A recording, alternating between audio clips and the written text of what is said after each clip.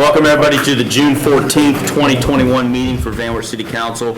We'll begin with an invocation by Mr. Bill Marshall, followed by the Pledge of Allegiance. If everybody would please rise. Heavenly Father, we thank you for that we're gathered here to discuss the city's business. We thank you for being this blessing on the meeting. Let us conduct our meeting with open minds and heart, with all due blessings in your name. Amen. Amen. I pledge allegiance to the flag of the United States of America and to the republic for which it stands, one nation, under God, indivisible, with liberty and justice for all. Thank you, Bill. Drew, please call the roll. Mr. Marshall? Here. Mr. Callis? Here. Mr. Fenton? Here. Mr. Egler? Here. Mrs. Murdy? Here. Mr. Hellman? Here. Mr. Davis? Here.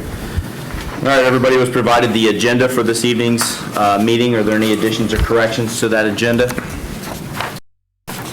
Move to accept. Move to accept by Mrs. Murgy, second by Mr. Egler. Please call the roll. Mrs. Murdy? Yes. Mr. Egler? Yes. Mr. Marshall? Here. Mr. Callis? Yes. Mr. Fenton? Yes. Mr. Hellman? Yes. Mr. Davis? Yes. All right, prior to this evening's meeting, everybody was provided the minutes to our last meeting dated May 24th, 2021. Mr. Penton did note a typographical error on page 3. The word now should be the word not on line 1. So, but everything, well, I guess. Are there any other additions or corrections to the minutes? Motion to accept. Motion to accept, second by Mr. Egler. Please call the roll. Mrs. Murdy? Yes. Mr. Egler? Yes.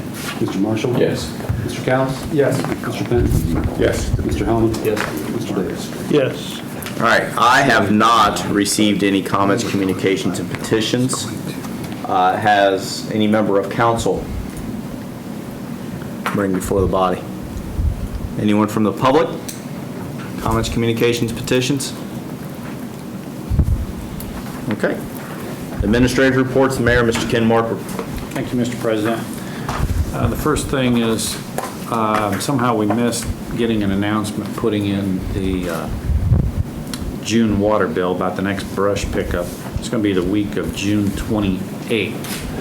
So Monday, June 28th, maybe the newspapers can help us spread the word. We'll get that on the website and make sure that gets put in the water bill before the next one after that. The only other item I have, Bob Priest has been a member of WADC appointed by City Council. His term is ending at the end of this month, and he has indicated he would not interested in continuing. He served 5 years and feels like it's time for someone else. So talking with Stacy Adam about that, and I talked to Stacy Bear about her willingness to participate in that. She is, if council chooses to appoint her, she would accept that term to begin July 1st of this year for a 3-year term. So I would put that before council. I don't know if you would want to vote now or during economic or at your pleasure. We can address it during economic development. Okay. Report. That's all I have for tonight. Okay. Any questions from council for the mayor? I have one. Actually, it's directed at the word temporary. Do we have a definition? The definition of the word temporary is there is not a, as it, you know, As it relates to the board of department. well, there's nothing defined and you know, statutorily on temporary for what we're talking about here. So you have to look at basically the dictionary definition or the common usage of the word, the common, you know, meaning of the word. So, Well, that didn't work for the word philanthropic. Different issue. you know, But it's a dangerous setup. It is considerably lower, and it's already been hit once. I wouldn't be surprised if it gets hit again. And I looked at other designs, and they were much higher, twice as high. This is barely an E level. I think it should be removed. All right. Duly noted. Thank you. thank you. Any other questions for the mayor? Thank you, Ken. Safety Service Director, Mr. Jay Fleming. Thank you, Mr. President. Just want to report that Lincoln Highway, it's a city-county ODOT joint paving project. It'd be East Lincoln Highway from the Vandale all the way up to Wayne Street. Resurfacing is about to begin. I think they're supposed to start delivering signs this week with some work later on in the week. And our filter sand project is progressing well. We did 2 filters last week to see how it was all going to go, and the contractor was able to get them, suck the sand out, get the new sand in, get them back in operation. Today they took 2 more out of service, so that's progressing very well. Now, I need some help here. Did I talk about Market Street paving of Market Street between the railroad tracks? Other than that was our plan, that was all, Well, that's what's confusing me. My mind thought I had said something, but so I'm going to do it. you had told this body that when we finish the bridge, Okay. the plan is to go from the bridge to the railroad tracks going north. So I have researched that. It's going to cost enough money that we have to bid it. So we're looking at about $180,000 to go from Kepler to the railroad tracks. We are proposing, I guess we'll talk about that for a second, to put 2 raised 100-foot-long tree islands between Central and Main. Kind of ties into the downtown project, but it saves us on 12 feet of paving forever going forward, and we don't need a turn lane on Market Street.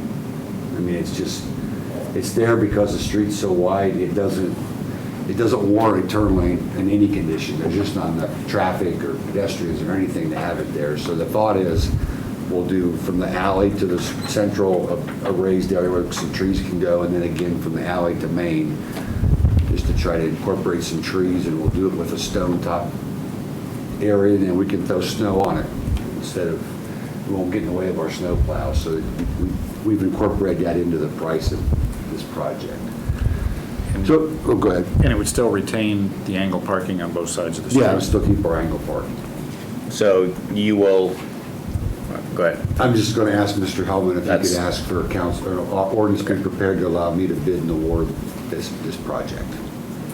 And then ultimately, us voting on that is approval of Yeah. the yeah, middle things in the middle, Yeah.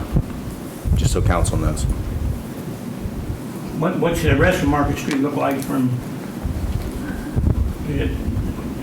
while we're there, you don't need it from Crawford to Kepler? We're going from Kepler to the railroad tracks. I meant from Crawford, you're gonna go from Kepler? Kepler. I thought you was just going from the bridge. Well, up to the bridge, and we're going to skip the bridge project goes to Central. We're going to skip that piece. And then we need a different contractor then to do the So you're gonna go north from- side. Okay. Yeah, so where we took that stop sign down, all the way to the railroad tracks. And there's quite a bit, there's some curb repair to be done. We're not recurbing it, but there's sections of 10 foot of curb missing. We're going to put that back and do the best we can with That it. makes sense. Got it. We'll see. Just punt when he gets to. As an when he gets emergency, to we you. can pass it next week, or the next meeting. And we'll put it on the consent agenda at that point. There you go. That's all I have to report. Okay. Any questions for council? I'm sorry, from council for the Safety Service Director? Yeah. Mr. Egler? Several months ago, I asked about a sign on the alley going north between Harrison and Cherry. There used to be an alley there, and how far it used to go back, and the residents back there, when there's garage sales, and we was gonna put up a no outlet sign there. You said there'd be no problem. It's probably so simple, I forgot to do it.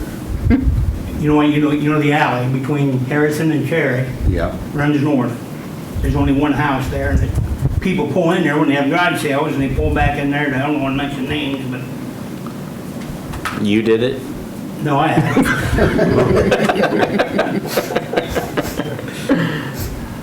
Yeah, I'm sorry. If I missed that, I'll follow up tomorrow. Okay, thank you. Any other questions from council? From the public? Thank you, Jake. Auditor, Mrs. Martha Balliet. I have a couple things. First thing I have is an invoice that needs to be approved on a then and now. This is to Gov Deals for $11,167.87. wastewater treatment plant purchased ballasts and lamps and sleeves at auction, which I guess was a huge discount as to. Yeah, Finley was replacing an ultraviolet disinfection system with they had exactly what we had, and some of these parts, it was an extreme discount for us to grab them in the auction. In fact, we got a chance to go up and look at them, so we did that, and it's hard to go to an auction and have a purchase order ready and all those things. It went a little more than we thought it would, but it was still a tremendous value, so it was a good buy.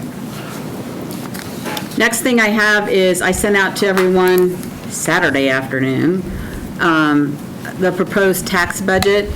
We are required to submit a tax budget to the county by July the 20th, and it basically, the purpose is to show the county that we still need local government dollar support from them. A lot of counties they don't require it anymore, but ours still does.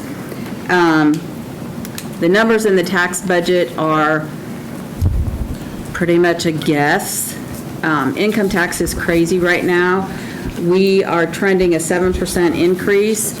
I talked to the tax administrator. She did some research on past years and what percentages we had collected at certain times or whatever. She thinks that we will sustain a 6 to 7% increase through the end of the year, which actually is pretty close to what our guess was 2 years ago in the tax budget as to what we thought our revenue would be in 2021. So that's what we're going to stick with that number. She actually is projecting next year we won't collect quite what we collect this year. I left it the same. By the time we get this ready to approve, which is another couple weeks, maybe we'll have a different opinion. I used a 4% increase in other operating for 2023, a 1% increase for 2022, and pretty much left the rest of the revenue and expense numbers the same, other than a couple projects that we knew were going to happen. I did include in the budget for next year the $150,000 that we're talking about to buy to be included in the project to buy the old Holiday Inn building. There's also $500,000 in each water and sewer for the meter project, and some money in parks for the bike trail. But other than that, I didn't put in any increases, so it's kind of a stab in the dark. So the process that we have to do is council only needs to approve the tax budget. It needs to be approved by July the 12th. We need to have a public hearing no more than 10 days prior to that. That's not right. The notice of a public hearing. We can have the public hearing on the day that it's approved. The notice of the public hearing needs to go out 10 days prior to that. So if you have any questions now, if you had a look at it, we can talk about it. Or if you want to wait till the next meeting or whatever you want to do. So if everybody's looking at this, just correct me if I'm wrong, but the last line on page 1 is unencumbered year-end balance, which ultimately is our carryover. Yes. The fact that number is dropping each year is not good. Drastically. Correct. Theoretically, if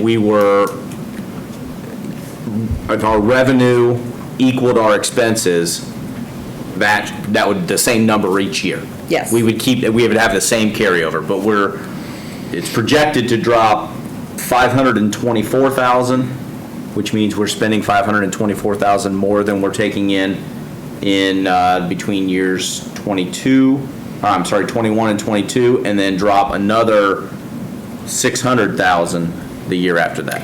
Correct. And we're currently using 1/3 of the possible 2/3 of the .22 tax, and I left that the same for next year. So expenses could be lowered by $300,000 if we chose to do that. The difference in expense from 2020 to 2021 is kind of misleading because we did use CARES dollars to reduce our expense in police and fire. So when we look at their expense from 20 to 2021, it's quite a difference. The numbers are just crazy. It's just crazy. So, So if this is accurate, if this is accurate, to 2024, there's a problem. whoever's on council in 2024 is Which in I'll be big trouble. retired by then, so. Yeah, I won't be here either. But if revenues don't increase and expenses increase pretty much like they have been, nothing too drastic, right now it takes about $1 million carryover to make the budget. So, like I said, we could go to using the 2/3 of the .22 next year, which would give you another $350,000 to carry forward to the following year. We could start using 2/3 of the tax for the remainder of the year. You know, there's different avenues we can go down. But eventually, if nothing changes 3 years from now, There would have to be there would some have to be drastic a cuts. significant reduction in, well, and let's face it, it's going to be the only thing, not the only thing, but the primary thing that organizations spend money on is payroll. That's our, yep, So that's where we're at. yep. And we're talking general fund, which the majority of general fund payroll expense is police and fire, Yes. so. So that's the tax budget. Pick your poison. Pardon? I said, pick your poison. Yeah, no kidding. Give me a call if you have questions or ideas or whatever, and we can discuss it again at the next meeting and I then would- go from there. I think I would prefer just to schedule a public hearing for 6:15 on Monday, July 12th.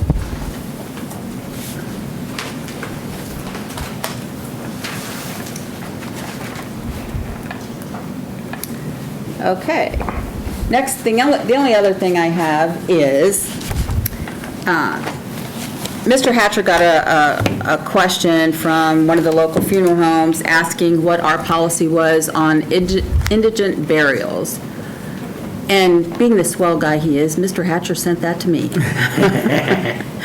So, in 2020, I think in the 20-plus years that I've been here, we've done 3 indigent burials. I remember one a number of years ago. We did have 2 of them in 2020. We do not have a set policy, which we probably should have. I put a question out to a professional association that I belong to, asking what other municipalities do. I got this much information back. I think you need to assign it to a committee, and we need to take a look at that and come up with a policy. We are required by the revised code to bury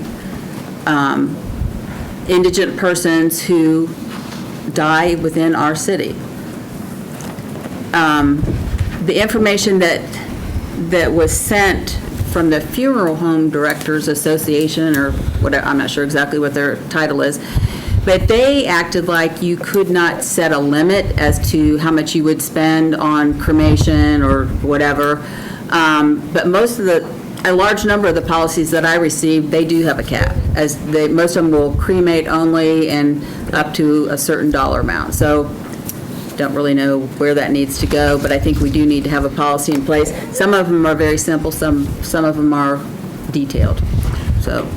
I think that, in my mind, falls under health, service, safety. We'll let Mr. Marshall take a look at that. If you would pass that to him. Will do. That's all I have. All right. Any questions from council for the auditor?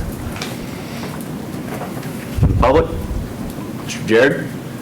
Yeah, in the last meeting, you brought up the flyer and what could happen if we became a charter city. And one of the arguments in this, actually, is justification proposition. But I mean, item by item, we would no longer vote for a city auditor. That's something you yourself would push for as a possible. And But that's not what a charter would do. That's what a charter could do. that's what it says on the pamphlet. No, it said would on the pamphlet I had. Mine says could. Mine said would. And now, it said we would no longer, the very top of it says could. Now, that our taxes could be higher is a possibility. I remember Gary Hunter talking about it, saying, suggesting that there's nothing to suggest that charter government is more economical than it's statutory. The key one for me, though, is power. And, I mean, in terms of financing it, my current rate is a penny per kilowatt hour below the aggregated rate, which is how it works out. So add that penny back in, and I end up paying twice as much to the city as before. So I see a valid reason to oppose it from a good business perspective. As far as What's he talking whether or about? not we would be voting for a mayor, that would be up to the charter, but these are all possible outcomes. And that's something I just wanted to point out. Okay. Yes. I have a copy of that document and it says could, so I will donate mine. The one I picked up says would. I don't need this. They may have changed it after I complained. It was changed, because right here's the copy. We would no longer vote for That's, city auditor. No, actually, it says that there at the very top, it says could happen. Okay. All right. whatever. All right. Law Director, Mr. John Hatcher. Thank you. I have a few things. First of all, I cannot remember if I had announced this previously, but I will be on vacation on July the 12th. I will not be here for that meeting. I can't remember if I've stated that in council yet. So I will try to have everything ready before July the 1st, because I will actually be out of the office from July the 2nd until July the 13th is my first day back. So Okay. anybody wants anything for the July 12th meeting, get it to me right after the June 28th meeting, and I will get it out later that week.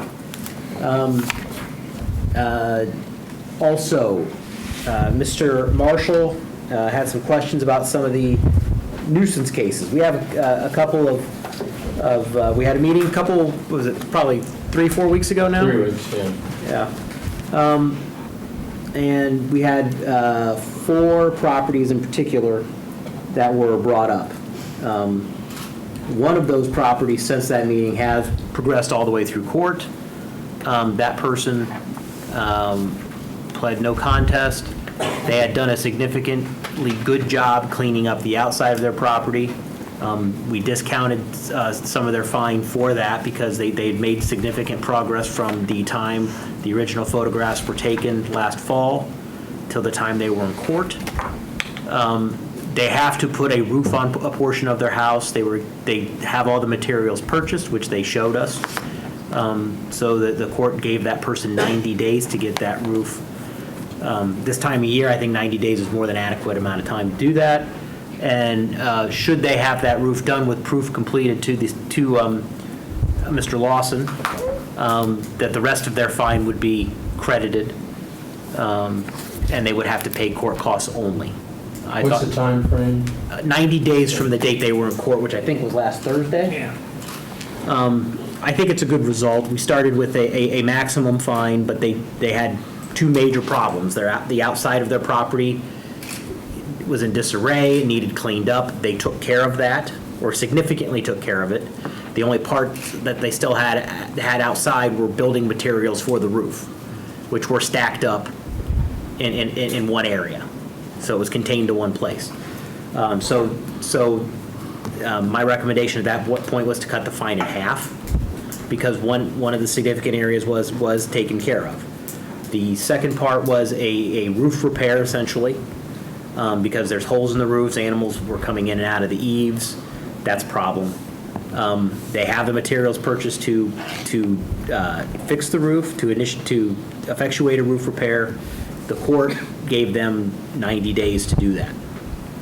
And if they do that, the rest of the fine is forgiven and they pay court costs only. We thought that was a good result. There's 3 other properties you had questions on. Those are in process. One of them is a repeat offender, which will, and this is probably the 3rd or 4th time we've had to take him back in the time I've been law director, so it's a chronic problem. The other 2 are issues a little more unique. We have homes where, one home, the titled owner is deceased, but there are family members living in the home, property's never been probated. We did make changes in our ordinances that we could go after tenants or people in possession of properties. We're going to have to go that route with these people. And another one is a property owned by a third party corporation that's in the state of Michigan. We've tried going after them. We've been able to effectuate service. I'm trying to track down who the tenants are, and upon doing that, we'll bring them in that way. That's how we're dealing with those other properties. I hope that answered your questions, Mr. Yes. Lawson. And I asked you about setting up a meeting about Yes, you did. some nuisance issues regarding commercial properties. If we could do that sometime between now and the meeting on the 28th. Okay. I'll get back with you tomorrow and give you a date that I... Tomorrow I'm going to be very difficult to reach. Wednesday afternoon would make more sense. Okay. And the one other thing, Mr. Price, I spoke to him today. DORA was in effect at the last weekend through the concert in the park. Yep. He told me approximately 200 over the last weekend, 250 DORA cups were purchased. I think that's pretty good for an opening weekend. And as far as I know, I was in court this morning, there were I'm assuming no issues. no issues that Okay. came to my attention.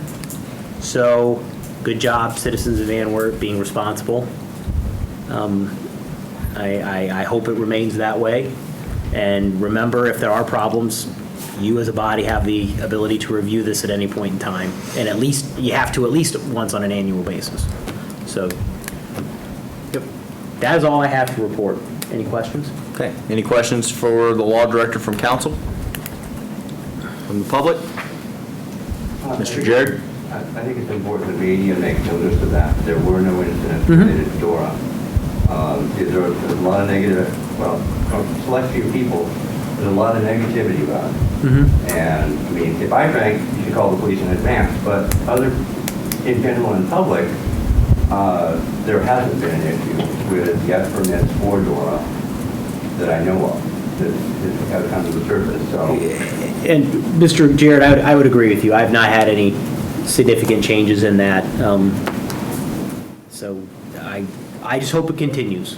And if it doesn't, then obviously this body has the ability to address that if they need to. Okay. Committee reports, Health, Service, and Safety, Mr. Bill Marshall. Thank you, Mr. President, and thank you, Mr. Hatcher, for getting back to me on that. And I look forward to working with you as we progress along with some of the other issues that probably will come up. Certainly. Over the past several years, I've focused primarily on the state of our properties in Van Wert. We are a 150-year-old community, and all of a sudden, a lot of our houses that were built, say, in 1900, some have not aged gracefully, let's just say that. And so when they don't age gracefully and they're not cared for, then they become these problem properties. So, along with the way we have addressed our community houses that have not been kept up, I think that I need to do, and everyone else involved needs to keep attention to this and finding ways that we can have a nice-looking community. We've made positive inroads that corrected the situation, but much more remains, I think, to be done. And I will continually monitor this and stay with it because I think it's good for the community, and I just know that the places that haven't been taken care of have not improved the neighborhoods that they're in, for sure. And it certainly has impacted their property values. And I think that's one of the things that I look at is how's it, these things, it's not trying to downgrade people, but to bring things up to a level so that everybody's on a parity level. And that's sometimes hard to do, but there are a lot of things that can be done to make our communities look better.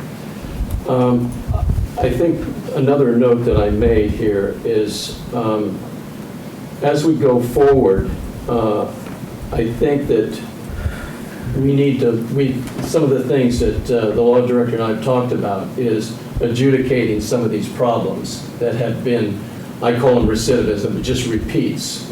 And those are the ones that adjudication needs to be further looked at. And we talked about what we could do on that. I won't address what those are now, but there are things that we can do, I think, that will affect a change there. Some of the other things that we can do, I'm just going to say it again, we need a full-time code enforcement officer. And I'm sad to say, when I hear that, we're already $1 million behind in 2 years, the chances of that don't look very good. So but I will tell you, that would make a difference if we had a full-time code enforcement officer. I think it would help.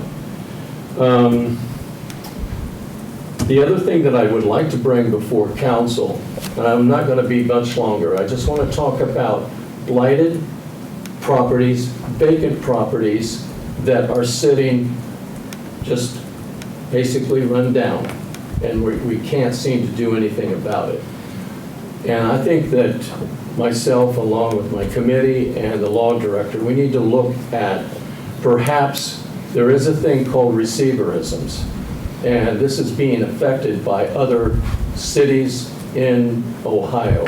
Both the mayor and Mr. Egler and I have attended a symposium on that in Columbus. I realize we're not Columbus, we're Van Wert, Ohio, there's a big difference. But I think there are some things that we could look at that would maybe put limits on when a house is shuttered up and locked up and just left there for a year, 2 years. We have some that are 3 years that have been just left as they are. I think we need to put a rule on it. After 1 year, something has to be done. They have to come before court.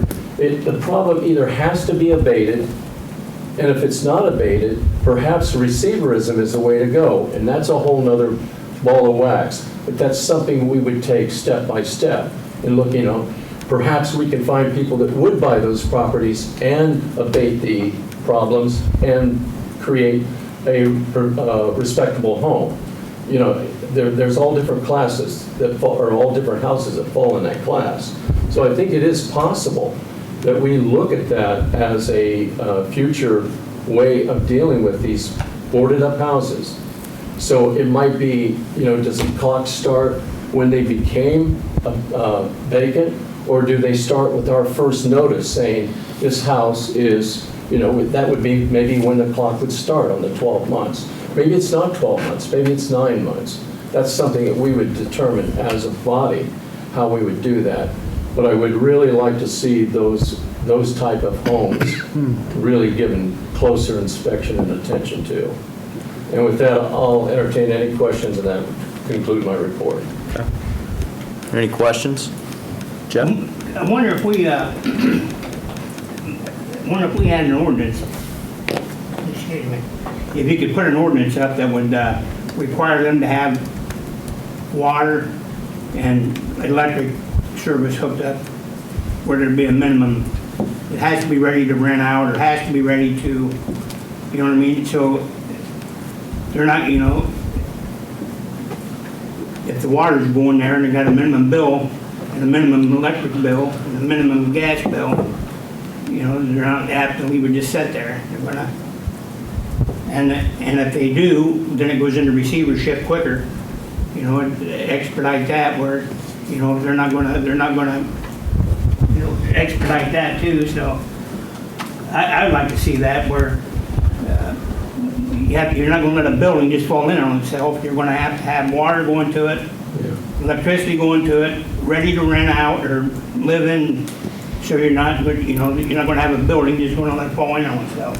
Well, if I may, part of what would be, if you're going down the road with some sort of ordinance along those lines, how you define what a blighted or abandoned property, that's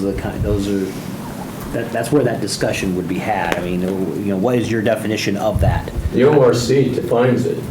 Well, then, you start there. Now, obviously, the city can make some modifications to that within reason, but you start there. The concern, as far as I know, this isn't the first time I've heard that term in council, but the concern is always, at least my memory of it, has always been, okay, if we put something in receivership and we get it, We gotta have we gotta have resources to be able Right. to abate it ourselves then, and that's always been the roadblock, because, you know, then we own the property, and then we don't really know what, if it's a house, okay, if it's a house or a small house, but that was one of the reasons why we never really wanted, no government entity wanted to deal with the Home Guard building until it actually became a danger to people, is because, no one really had the $300,000 it was going to take to take it down. So, that's always been the roadblock. So if we're going to have this, I don't mind having the conversation. I think we need to do it it's going to be a bigger conversation than we can have tonight.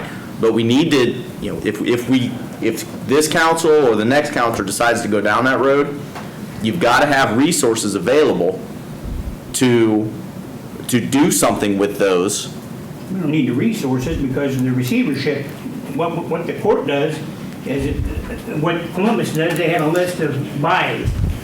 You know what I mean? And they go to the buyer and they go through the house and they say, yeah, I'll buy it. I'll buy it. I think I can make some money on this. What?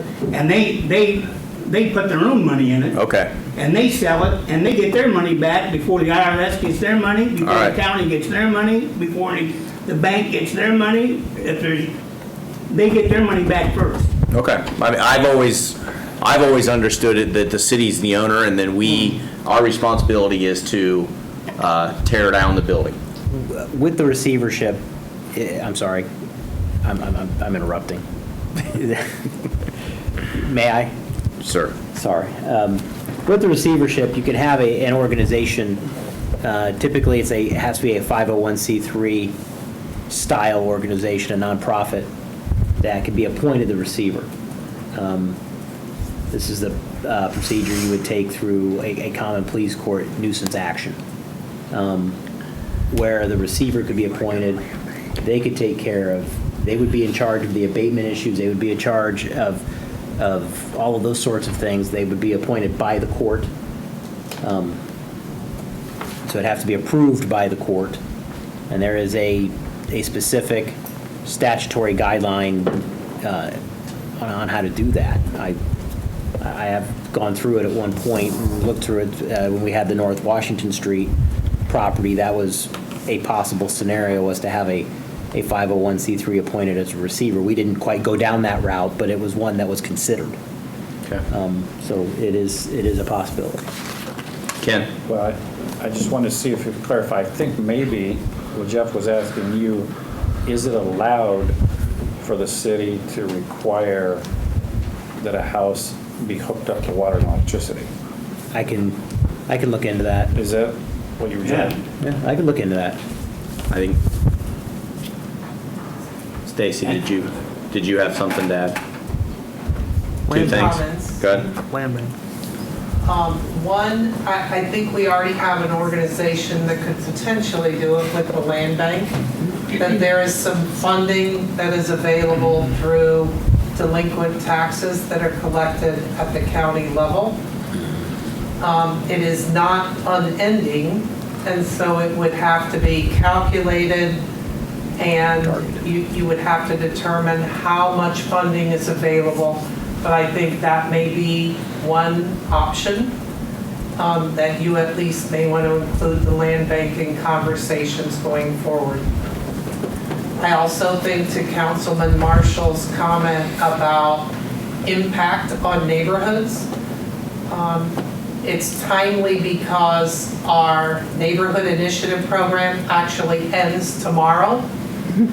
The land bank has over 80 properties throughout Van Wert County that have been acquired.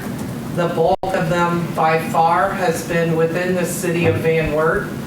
And there have been like 78 demolitions that have happened. But $1.659 million of reimbursement that has been received, which goes back to your point of if you leave it go so far, it's sometimes there is only one alternative. So certainly would love for the land bank to be a part of that discussion going forward. Okay. Mr. Marshall, if you want to continue this conversation at a later point, let's schedule a meeting. A separate meeting. A separate meeting, yeah, at some point. Can I just make one more comment? Sure. You can't wait till, you can't wait till the house is falling in, or it ain't gonna work. You've gotta do it when the house first comes up vacant, so that the list of contractors, there's so many of them in Columbus that they can't go to the same guy, there's a list that they go to, so they're not making money for one guy, and they go and look at the house, and they say, yeah, I can put some money in this and make money on it, and that's what they do, then they sell it. But if you wait till the house falls in on itself, it's gonna be, so you've gotta be right on top of it, as soon as you declare, so that the contractor can go in there and before it falls in on itself. Sure. Anything else, Bill? No. All right. Concludes my report. All right. Thank you very much. Economic Development, Mr. Jeff Callis. Thank you, Mr. President.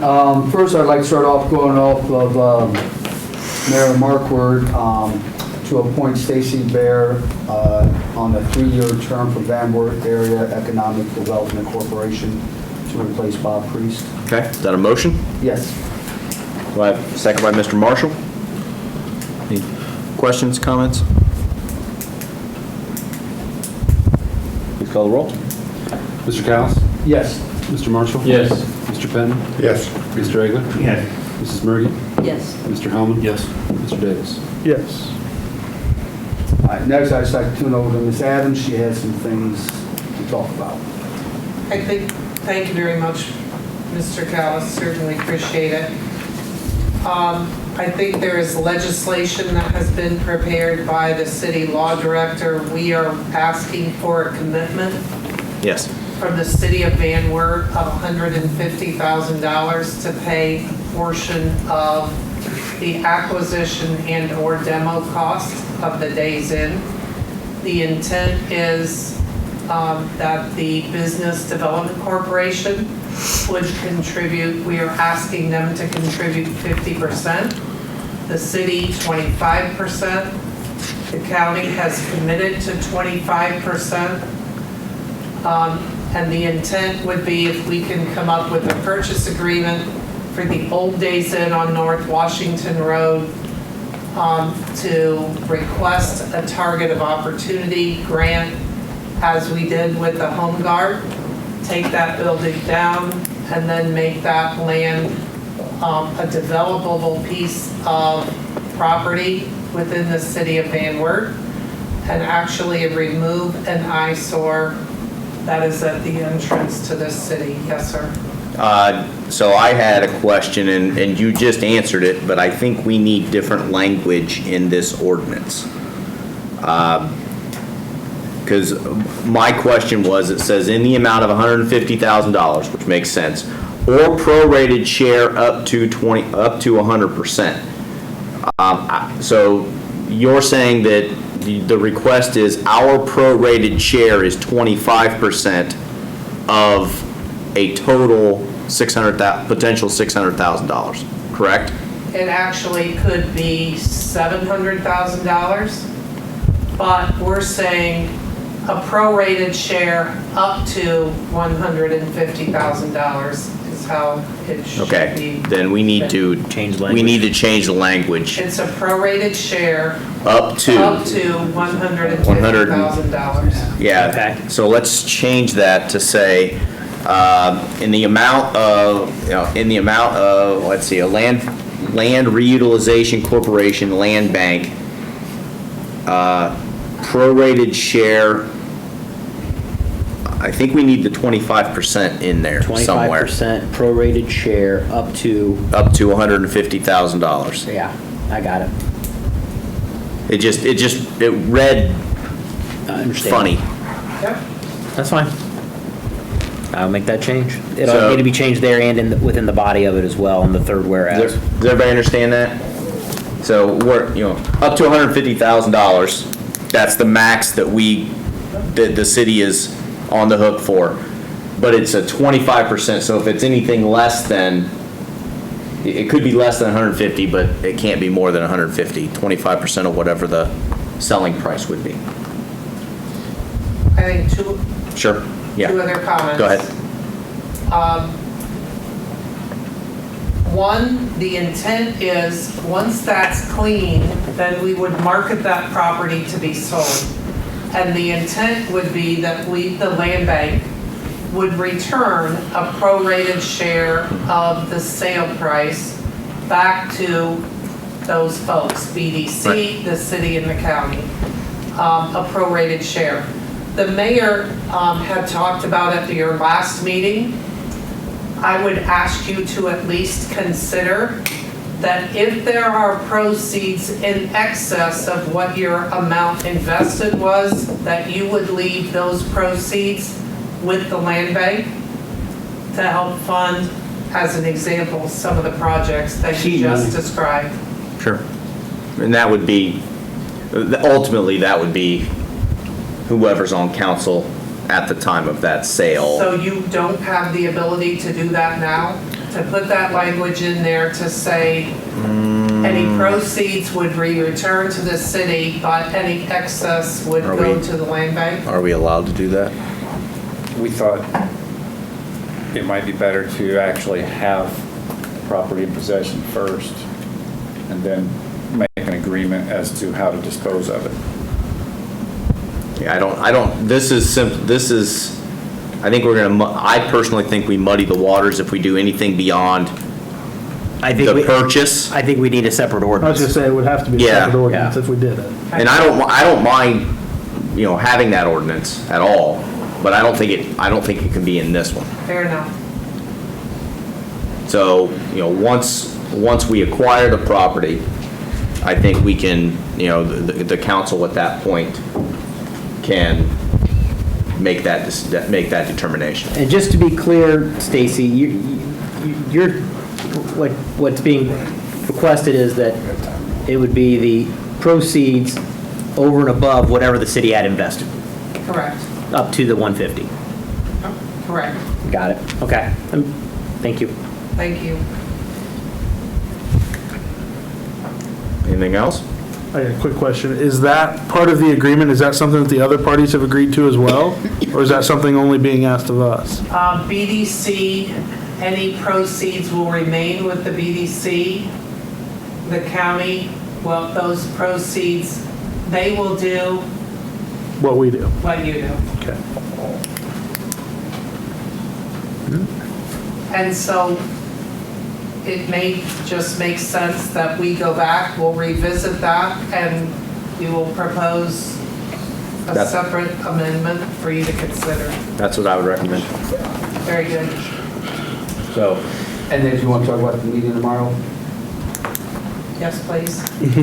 Just a reminder, we have an area, the Van Wert Area Economic Development Corporation has their annual meeting tomorrow. It is at Vantage Career Center at the Community Building at 6:30. Certainly welcome to get an overview of the economic development metrics for Van Wert. Would be happy to share. Is it maybe at Public. 6? 6:30.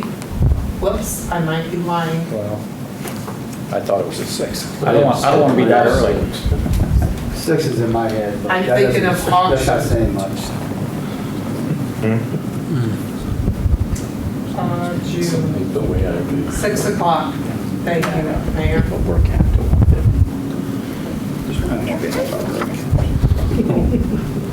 Yes. That's why, All right, at this that's why there's going time, to be a language Mr. change. President, I would like to make a motion for the law director to prepare an ordinance for Van Wert to contribute up to $150,000 towards the demolition of the old Van Wert Inn, and also to authorize the mayor to sign any document to achieve said purpose. Okay. On an emergency. On an basis. emergency, yes. All right. Thank you, sir.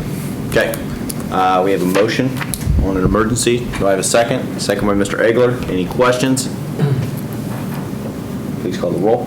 Mr. Callis? Yes. Mr. Marshall, or Mr. Egler? Yes. Mr. Marshall? Yes. Mr. Fenton? Yes. Mrs. Murgy? Yes. Mr. Hellman? Yes. Mr. Davis? Yes. The law director has prepared ordinance number 21-06-040. I'd like to make a motion to introduce this before council. Okay. Motion to introduce. Second by Mr. Egler. Please note the language will say max of $150,000. Yeah, up, 25% up to $150,000. That's the language. Please call the roll. Mr. Callis? Yes. Mr. Egler? Yes. Mr. Marshall? Yes. Mr. Fenton? Yes. Mrs. Murgy? Yes. Mr. Hellman? Yes. Mr. Davis? Yes.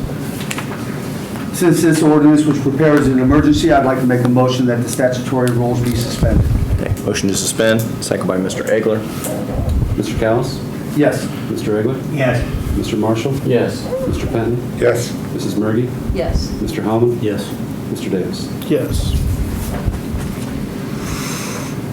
I'd like to make a motion that ordinance number 21-06-040 be passed on its first and final reading. Okay. Motion to pass on first and final. Second by Mr. Egler. Please read the ordinance and call the roll. All right. Language in order. Ordinance number 21-06-040, an ordinance approving the contribution to the Van Wert County Land Reutilization Corporation, land bank in the amount of $150,000 or a prorated share of 25%. Up to 25%. Up to 25%, or $150,000 toward the purchase and demolition of the old Van Wert Inn on North Washington Street in the city of Van Wert, Ohio, authorizing the mayor to sign any documents to achieve said purpose and declaring an emergency. Mr. Callis? Yes. Mr. Egler? Yes. Mr. Marshall? Yes. Mr. Fenton? Yes. Mrs. Murgy? Yes. Mr. Hellman? Yes. Mr. Davis? Yes.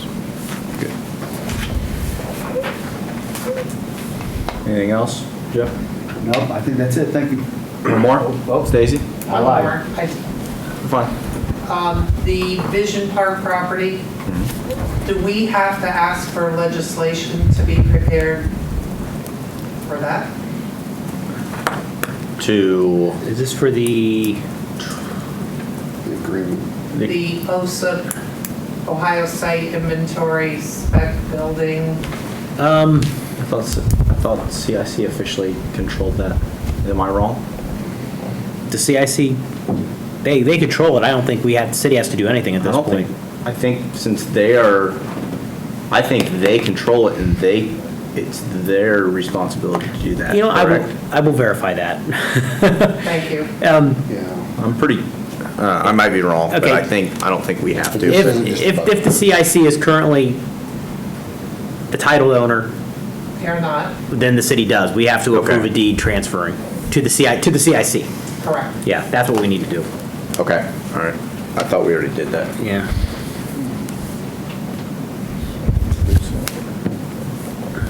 Yeah, we I'd like to make a motion for the law director to prepare an ordinance to transfer.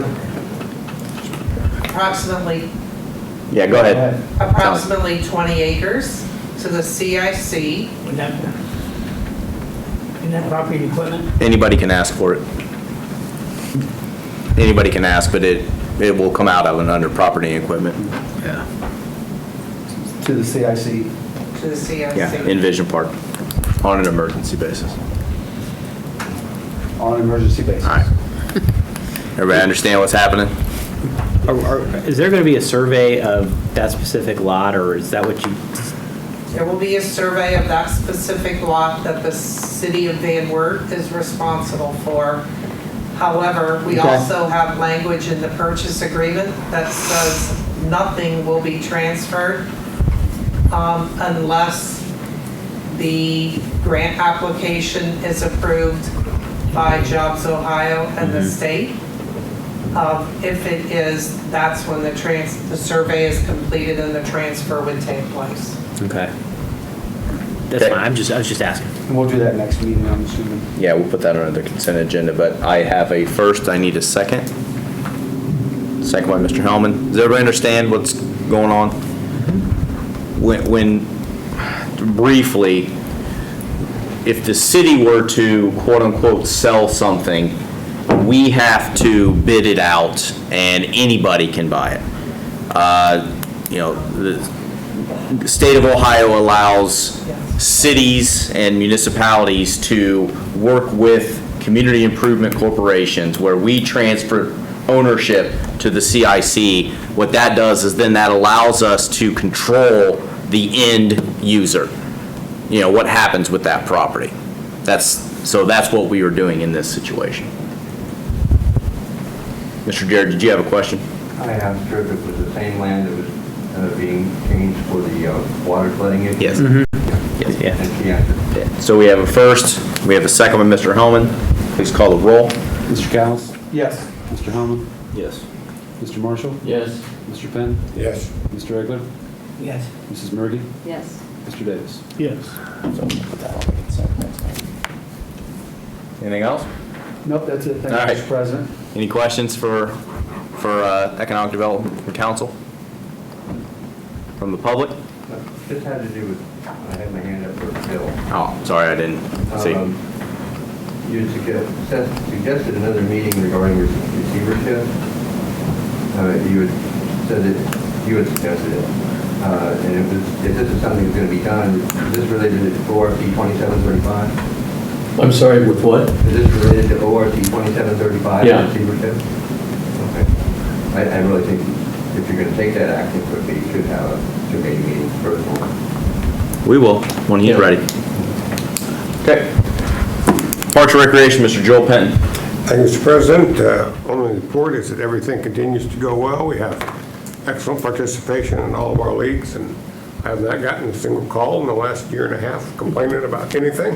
Umpires or field use or anything, which is wonderful.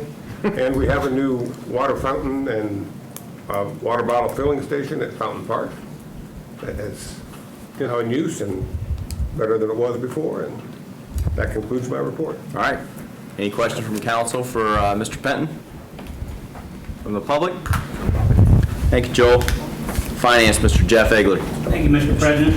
I have a bill needs paid for gov deals in the amount of $11,167.87. Okay, motion to pay then and now. Do I have a second? Second. Second by Mrs. Murgy.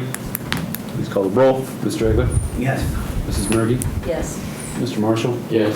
Mr. Cowles? Yes. Mr. Penn? Yes. Mr. Hellman? Yes. Mr. Davis? Yes. Just real quick on that. How much money do you think we saved by doing that? I know that's an expensive deal. My dad dealt with it, but that's, Yeah, but I don't have any. I know it's not brand used new. market, but right. like the sleeves are, I thought Greg said it was $90,000 worth of stuff. well, Had it been brand new, it probably, So if we were forced to buy it new, we'd save nearly $80,000. Yeah. good deal. Okay, good. That concludes my report. All right, any questions for finance from council? From the public? Thank you, Jeff. Judiciary and Annexation, Mrs. Joy Murgy. Thank you, Mr. President. Just one thing, Mr. Davis alerted me to the fact that there's legislation on the charter that if it goes on track, that we pass before the window that it needs to. So when these are being read, I'll make a motion to table it for that reason. Okay, we have, just so you know, this is prepared on an emergency for timing. We're going to have 2 council members gone on the 28th. So because it's an emergency, it would be better to vote tonight, table it on the 28th, and then pass it on the 12th, third and final, just so that we have enough, so that everybody gets an opportunity. Okay, Okay. that's all I had. Okay. Any questions for judiciary and annexation from council? I want to talk a little bit about what Mr. Jared had said earlier about the flyer. You brought up the electric, which is mentioned on that flyer. Actually, you brought it up to me. Well, I brought it up to you now. You brought it up to me way back when. Okay, well, it's something that can be done under a charter, is the city could decide to invest millions of dollars into their own electric distribution business, basically, which would cost a fortune and is nothing that this body or anybody involved with it is interested in doing. Nor would we have the ability to do it under the charter system. Everything that is done by the charter has to be passed by the citizens. So we would not have the ability to put that in place. We would have the ability to put that in front of the citizens, and if they decided that was the best course of action, they could vote it into place. We do not have the ability to do that. Nobody up here does. Nobody up here has the ability to build the charter or say what's in the charter. Nobody has the ability to do what that flyer says without the voters' consent. So I just want to make sure everybody was aware that when this charter decides to go through, and if it decides to go through, it's going to be because the voters decided they wanted to do it. It's not because anybody up here said that it's going to happen or it has to happen. It's going to be because the voters decided it. So I just want to make sure that was prevalent. Okay. Any other questions? Questions? Mr. Jared? In response to that, through a statutory city, it is impossible to have an electric company. I don't think that's true. Okay. St. Mary's has electric. Salina has one. Yeah, Salina and St. Mary's both have electric. They have electric? When I lived there, I paid the city for my electric. It says electric. Yep. Now I'm gonna have to look them up and see what they are. But I was under the impression that you could, a charter government, by your own words, over a year ago, that because it was a charter government, they could have their own electric company. That's absolutely right. Okay. I just said that. But But the voters have to vote it in. We can't do it. But fair enough. I can opt out of aggregation, and because I have a lower rate. Because, basically, not joining the pact, it happens that my rates are a penny below the aggregate. A charter, my understanding is that by going to a charter government, we're one step closer to having an electric company. Hold on. No, no. By going to a charter government, we're placing the power to do something like that into the hands of the citizens. That means this body would not have a say over that decision. It would have to go to the citizens first. If at that point the citizens decided, this is a good idea, that would take, it's not us. That would be you and anybody else that wants to vote for it, and any of these people who want to vote for it. The citizens. We are talking, I am really tired of these pie-in-the-sky arguments. The sheer million, we just got done looking at the tax budget, and we are spending $500,000 to $600,000 more than we bring in every year, trying to keep the lights on, trying to keep the firefighters employed, the police employed, and some way, shape, and form to run this city. Okay? There is no way in the world anybody with half of a brain would consider trying to propose an electrical aggregate system. That ship has sailed. The communities that did that, what, 60 or 70 years ago when it was worthwhile? So, let's stay realistic. I'm fine with individuals that have arguments against the charter, that's fine, but let's make those arguments at least realistic. Discussing electrical aggregation is not a realistic argument, okay? And let me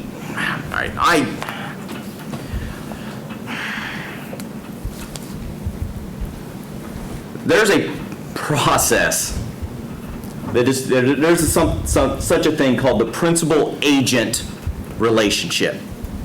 Okay? It's called the principal-agent relationship. It is, as an example, it is the process where when I'm sick, I go to a doctor and pay the doctor money because the doctor knows more than me about medicine. And then I trust what said doctor says. Take this pill, do this surgery. Okay? I've been on this council for 10 out of the last 12 years. Okay? Martha has been here for 20 years. Jay has been here for 20 years. And several of the council members, Joy has been here longer than me. The charter government, and I just want people to think about this. The charter government, I was told when I was asked to pass a charter government 12 years ago, when I won my primary, by people that have been trying to get a charter government for this city for decades. The people in this room are your agent. They're the agent of everybody in this community. You voted us in. You hired us to make decisions on behalf of you, just like you pay the doctor to make decisions for, I help you make decisions for your medical care. The individuals in this room have sat in all of these meetings. And for lack of a better way of saying it, to be honest, all of the naysayers, outside of a couple, I haven't seen anybody in any meetings. All I do is see negative stuff on Facebook about Van Wert all the time. And it's ridiculous. It's ridiculous. Go look up the principal agent situation. These are the agents, the people in this room. You hired us to make decisions. We're the ones that have spent hours and years, and we believe that the charter is the best way forward for Van Wert. And if you don't agree, that's fine. Vote no. But don't become a cave person and just arbitrarily say, it's bad because it's something that we haven't done before. Years ago, when I ran for council for the first time, an elderly lady, that I won't mention her name, warned me of the cave people of Van Wert. The cave people of Van Wert they're nicely called the citizens against virtually everything. And when stuff like this happens, the cave people come out. And if you don't know what I'm talking about, you're probably one of them.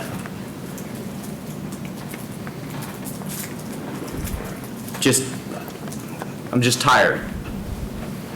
I'm tired, okay? If you have a legitimate argument, state your case and vote no. But if you don't know anything, come up and try to get educated. Do your research. Don't arbitrarily put flyers out, trying to convince the people that don't know any better. An educated citizenry is the best thing for Van Wert.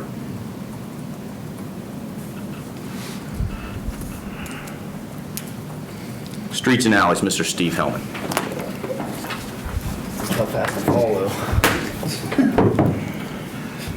I do have one item tonight. I would like to make a motion for the law director to prepare an ordinance on an emergency for the Market Street project, and giving the city, I guess the mayor and Mr. Fleming, the authority to do the bidding on said project. Okay. Do we need locations from Kepler to railroad tracks going north? Got it. Is there going to be any mock-up of any kind of that, what that's going to look like? Yeah, I'm going to make sure it is. With the tree lines and stuff like that? You going to draw one? It looks like this. That's what it looks like. Yes, we will. I assume there would be some sort of plan of some kind of. It's a quantity bid. We don't need, the contractor could put in 18-inch, they're just going to be standing straight curbs, so we don't need a lot of detail. Okay. It's just that we're leaving a 35-foot hole where the alley goes through, so any delivery trucks can still make that. And we're Okay. staying just behind the stop bar, so anybody coming off Main or Central Okay. can clearly clear it. So we went out and did some field study on that and determined the size. I need that asked on an emergency basis. Yeah, on an emergency. Okay. I said that. Did you say that? At the beginning, I didn't say Okay, it. sorry. I missed it. I'll second that. Second by Mr. Callis. Any questions? Please call the roll. Mr. Helmy? Yes. Mr. Callis? Yes. Mr. Marshall? Yes. Mr. Penn? Yes. Mr. Egler?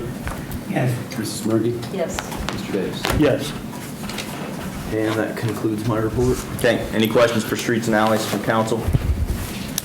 From the public? Thank you, Steve. Property and equipment, Mr. Andrew Davis.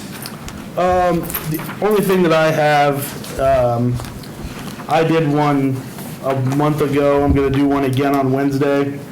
I'm calling it Council Collab. I'm meeting up at Franklin Park at the Shelter House every third Wednesday, which would be tomorrow. Just hanging out for an hour. If there's any citizens that want to come talk about anything, about the charter, about stuff that's going on in town, anything, I'm going to be there. I know Mr. Callis mentioned that if he could make it, he was going to come too. Just, You time to meet up. you said Wednesday or Tuesday? Yes, it's Wednesday. Okay, Sorry. so that's Yeah. not tomorrow, that's Correct. in 2 days. So Wednesday, 6:30 to 7:30 at Franklin Park. So anybody's welcome to attend. That's all I have. All right. Any questions for Mr. Davis from council, from the public? Thank you. Unfinished business, code enforcement will stay. Just a reminder that I do want to meet with the individual from Young's for the citywide cleanup between now and September, just so we can iron out everything there. Any new business to come before council? Nothing on the consent agenda. We do have a couple ordinances. Second reading advisory for ordinance number 21-05-037, an ordinance to amend the San Luis City Ordinance 150.15, permitted and conditional uses. Mr. Marshall? Yes. Mr. Callis? Yes. Mr. Penn? Yes. Mr. Egler? Yes. Mrs. Murgy? Yes. Mr. Hellman? Yes. Mr. Davis? Yes. And second reading advisory for ordinance number 21-05-039, an ordinance submitting the question of selecting a commission to frame a charter to a vote the qualified electors of the city of Van Wert and declaring an emergency. Mr. Marshall? Yes. Mr. Callis? Yes. Mr. Penn? Yes. Mr. Egler? I'm gonna state, I'm not gonna support this, I'm gonna vote no, and the reason I'm gonna vote no is because, it's not because I don't favor it, charter city, it's because I don't think there's enough time where it was way too quick the last time, and I said it before this even come up. I wasn't gonna support it, but it's too quick. The last time we had the guys that was elected, that was on the ballot, they didn't even know what they was doing. They had no idea. And it's a quicker time frame now. There's no way we're gonna get our I's dotted and T's crossed for the citizens to understand. There's already, what we got now, is, so my vote's no. Mrs. Murgy? Yes. Mr. Hellman? Yes. Mr. Davis? Yes. Okay. Any other business to come before council this evening? Motion to adjourn. Motion adjourned by Mrs. Murgy, second by Mr. Egler. Please call the roll. Mrs. Murgy? Yes. Mr. Egler? Yes. Mr. Marshall? Yes. Mr. Callis? Yes. Mr. Penn? Yes. Mr. Hellman? Yes. Mr. Davis? Yes. Thank you, everybody. Have a good night.